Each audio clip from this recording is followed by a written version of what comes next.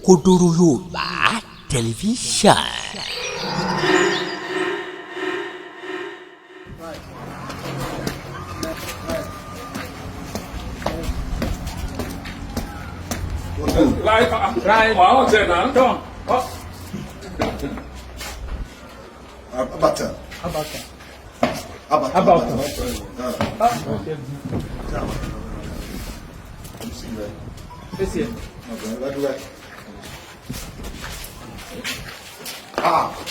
Only one recording. We are reading, similar to him. From Pompo DFA Akure to Supo Ikare, Info Zone 17 Akure, IPBS Abuja, PayPal All State Akure Ikare, Discipline Inspectorate, AP number 354466, Inspector Lona Oshegun, Rep Supo Ikare Charlotte number. Compo has reviewed the room proceeding in respect of the above named inspector. Subject was defaulted and tried for the offence of absent from duty, contrary to paragraph AF bracket 1 and 3 of Police Act and Regulation 2020 as amended. He was found guilty of the offence he committed. The punishment of reduction in rank from inspector to sergeant, in addition that the defaulter should forfeit 17 days pay irrespectively, was awarded to him. CFO people all state only affect detention accordingly. Above for information, Super ensure the defaulter wear his new rank. Press for escort. Above for information. Show you a go. Yes. Because the jarang is on a buy. Like the other you can be you didn't dismiss it. But the last job was the last. I will show you a page that's the last. Show me some shady.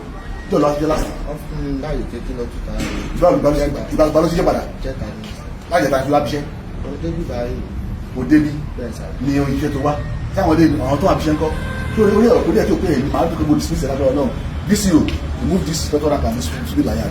If you go to where you go rank. Tó bá ti jẹ́ ẹ láti lọ bá tó wá bíṣẹ́ again. Láti tó bá bíṣẹ́ ìgbà síta tó lọ.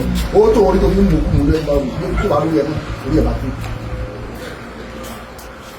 So this job is not the place where you come and play.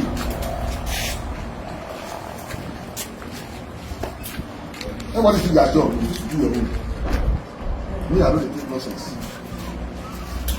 You don't come to work home.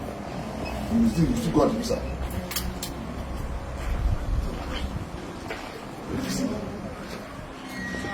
There's a right, you know, that is commission officer, I mean, I'll be the second in here. You know, black in there. You see. But let me go, I know you got.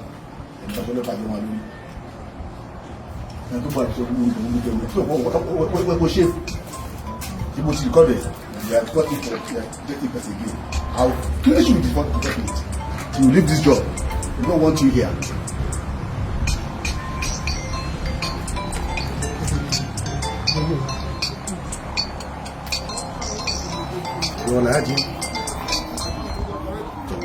Welcome to the new rank. You are the lead sergeant now. You start again. Thank you. Turn and salute. Sergeant, sir. That's good. You the lead sergeant.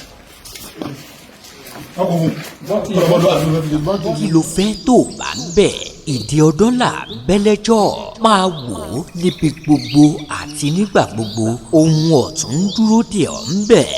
Òkodoro Yorùbá tẹlifíṣàn.